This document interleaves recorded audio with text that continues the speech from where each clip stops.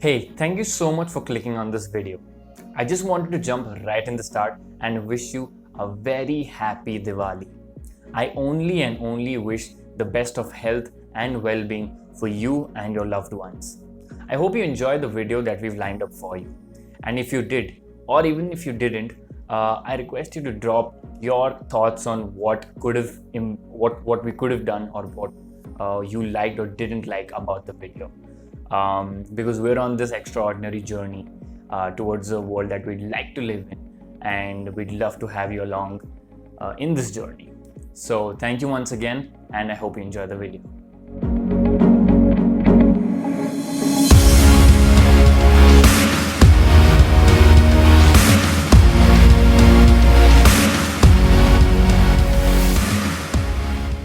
Hey, what's up everyone? This is Chirag Joshi. Welcome to episode 4 of the EQ show. Today we're shooting a little early in the morning because usually we end up burning ourselves in the hot sun. Anyways, let's get into the show, Radhanya.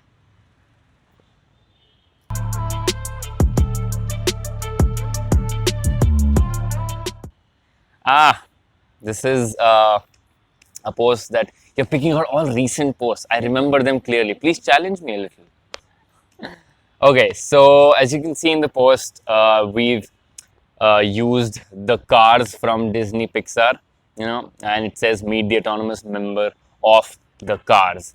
So what we tried to do here was, we put every single member or at least the main characters of the cars there, and we also put a slightly unfamiliar car as such, and that's the autonomous car that Jaguar and Land Rover are sort of working on. So it's an autonomous vehicle that these guys are working on, and their aim is to make autonomous vehicles more friendly and more sort of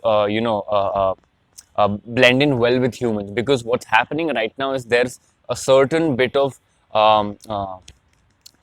fear in the minds of people towards autonomous vehicles, because all you see is a machine going by on the roads, and we have a habit of usually while we're crossing roads to look into the eyes of the driver who's waiting at the signal. So to replicate that and to sort of establish more trust between the autonomous vehicle and people, what Jaguar and Land Rover have done is that they've added a pair of eyes. Now these are digital eyes that sort of mimic the reaction of humans in a particular situation, and they express their intention so that the commuter that's sort of crossing the lane understands what the car is thinking or is planning to do.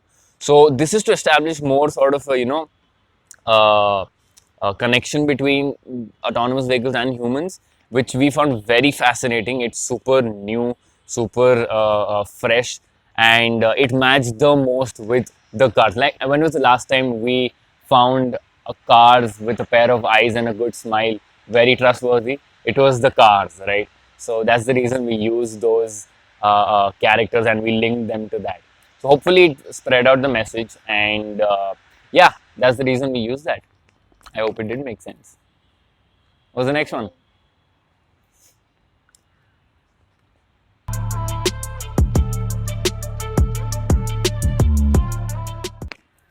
Wasn't this like the first one you picked out?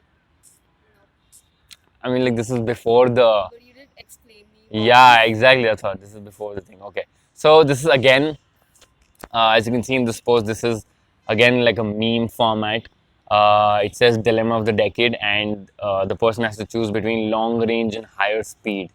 So this post again explains the debate that sort of is going on right now and hopefully will be solved in the near future. It's that the battery technology that we have today only allows for one of the two things, which is you can either have a longer range or you can have more power, right? You can't have both. Talking at a at a budget segment, at the segment as mass market, of course hypercars have both, but that's not the conversation we're trying to have, right?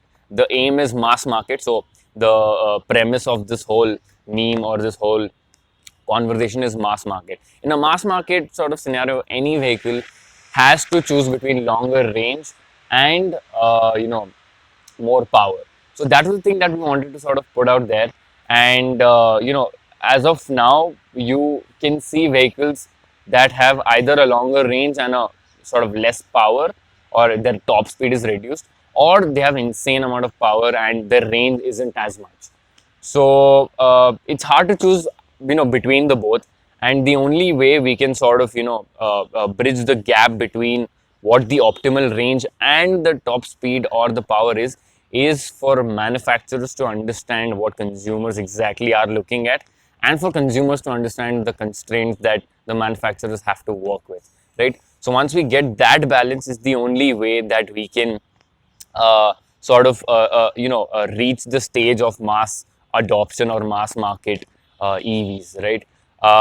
Like in the comments, in the description, we've written that if this problem is solved, which is the dilemma of longer range or higher speed or more power, it will be the preceding chapter, after which it is succeeded by the mass market adoption of EVs. So that's what we think. I mean, that's our opinion, but that's what we think, will happen, and that's the only thing that needs to be solved.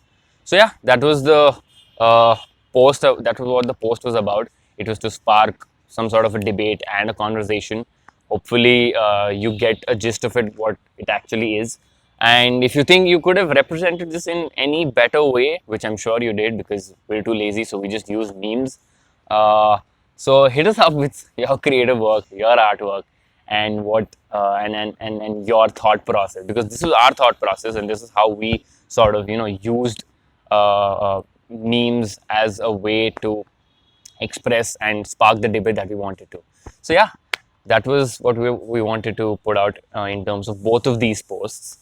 Today, with the lack of questions, I have decided to answer some FAQs. I get asked, quite a bit of questions on my Instagram or even otherwise. So here are a couple of questions that I get asked frequently. So I thought I'll just answer them for you so that you don't have to go through it again.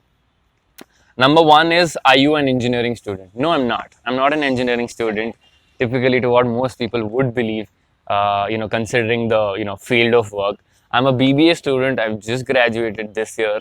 And the reason I'm interested or sort of inclined towards this is because it happens to be in my realm of interest. I was always interested in mobility and sustainability as a whole, right? And plus, it's going through such a big change, so it's always good to be part of such huge changes in the early days, to have a big enough impact.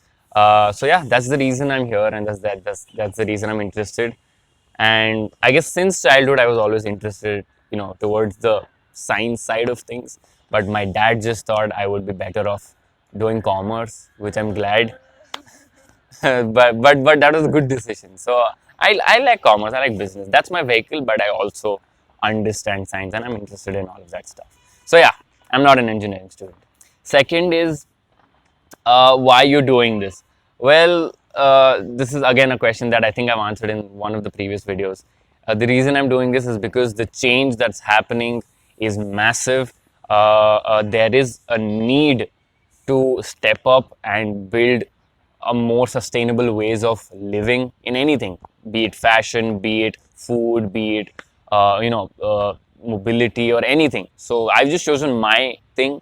I think like how I've created energy quotient, there needs to be so many other quotient sort of things, right? I guess the biggest thing that's required there is to be a water quotient. Like Bangalore suffering from water. We really need actionable group of people who empower people to take action and solve problems and not just preach. I myself do not agree or do not just want to preach all of this stuff, but I actually want to. It started off with me wanting to do something in space. This just happens to be a part of it. So yeah, that's the reason I'm doing this. Is EQ only a blog, or are you trying to make something, or is there a bigger picture out of this? No, EQ is not only a vlog or a blog that you see on Instagram and YouTube. We're much more than this. This just happens to be a way of us communicating what we're doing, and just happens to be a very integral part of what we're trying to do. Because our whole thing is, again, we're not product guys, we're not engineers, right? So our whole thing was to stem from the perspective of consumers and approach the industry from a completely consumer standpoint, whereas most other people are sort of approaching the industry from a tech standpoint. So what we're trying to do is I started the whole EQ thing from a business perspective. It continues to be so, and hopefully, I can sort of bring it to life soon, and have more and more people use it. So that's my dream. My dream is to build a mobility platform that allows people to sort of upgrade, not switch, upgrade to sustainable ways of transportation. So that's my aim. That's what I want to be doing. This is just the initial days of us doing it, and what we're doing, the conversation we're happening here is super important, and will always continue to be an integral part of what I'm doing. You'll see it in the future. It's hard to sort of foresee right now for you. I can see it, but yeah.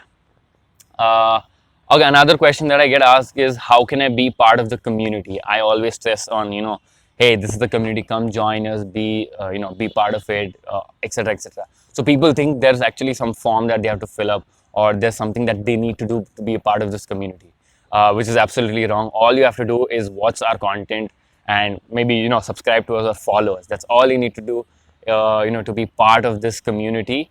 And the way you can help us help be the brand ambassadors of this community is just by sharing what we're trying to do, and getting more and more people involved. And and you start, if you're someone who is interested in the same thing, you start putting out more content regarding that, or help us put out more content in any way. So I mean, these are just simple ways in which you can help us. And that's the aim. That's the aim. That's what we want to do. We want to make it absolutely easy for anyone to be part of it, and then carry on sort of the baton of sustainability and whatever we're trying to do here. So yeah, these are, I think 3 to 4 frequently asked questions that I get through social media or anyone who meets me, and I thought I'll address it. But from the next episode, now I think we just have one episode out, right? Yeah, we just have one episode out right now. We're shooting in advance, just keeping ahead of schedule. But once they're out, I request you to, go through, watch these videos, share it to your friends, and keep as many questions as coming as possible. And artworks, that's important. Okay. So yeah, I'll see you in the next one. Goodbye. Have a good day.